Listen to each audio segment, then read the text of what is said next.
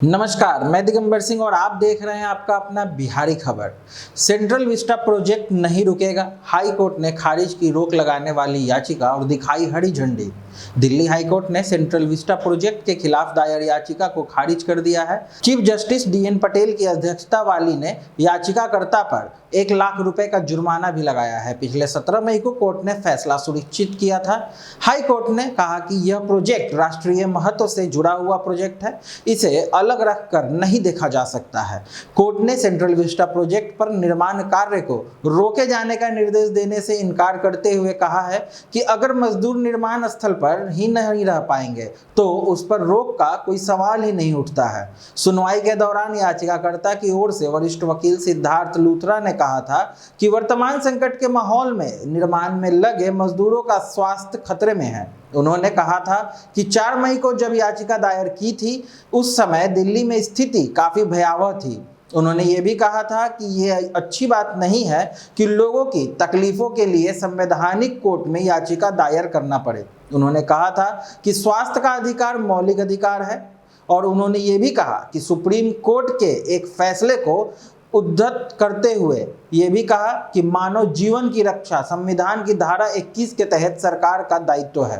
केंद्र सरकार की ओर से सॉलिसिटर जनरल तुषार मेहता ने कहा था कि सापुरजी पलोंजी ने सेंट्रल विस्टा के लिए काम कर रहे मजदूरों, निरीक्षण स्टाफ और मटेरियल के परिवहन की अनुमति मांगी थी। तब लूथरा ने कहा कि केंद्र के हल्फनामे में अनुमति देने संबंधी कोई दस्तावेज का जिक्र नहीं किया गया है। लूथरा ने केंद्र सरकार की उस दलील को गलत बताया जिसमें कहा गया था कि निर्माण स्थल पर मजदूरों के लिए चिकित्सा सुविधाएं उपलब्ध है और वहां कोरोना प्रोटोकॉल का पालन किया जा रहा है। उन्होंने कहा था कि केंद्र सरकार ने झूठा हल्फनामा दाखिल किया है। सुनवाई के दौरान तुषार मेहता ने कहा था कि ये बहस का विषय नहीं है, जीवन का अधिकार संविधान की धारा 21 का हिस्सा है। उन्होंने ये भी कहा कि सेंट्रल विस्टा प्रोजेक्ट को कई चुनौतियां हाई कोर्ट और सुप्रीम कोर्ट में मिली।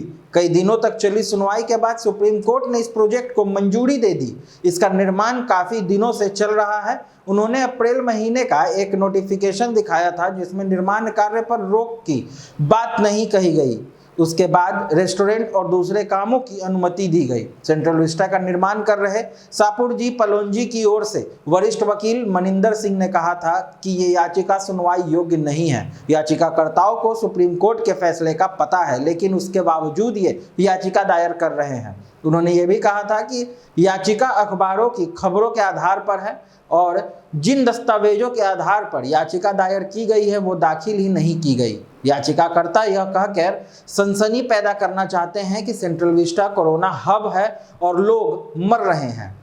आगे की और ऐसी खास खबरों के लिए आप हमसे जुड़े रहें। बिहारी खबर के फेसबुक पेज और यूट्यूब चैनल को लाइक, शेयर और सब्सक्राइब करना ना भूलें। धन्यवाद।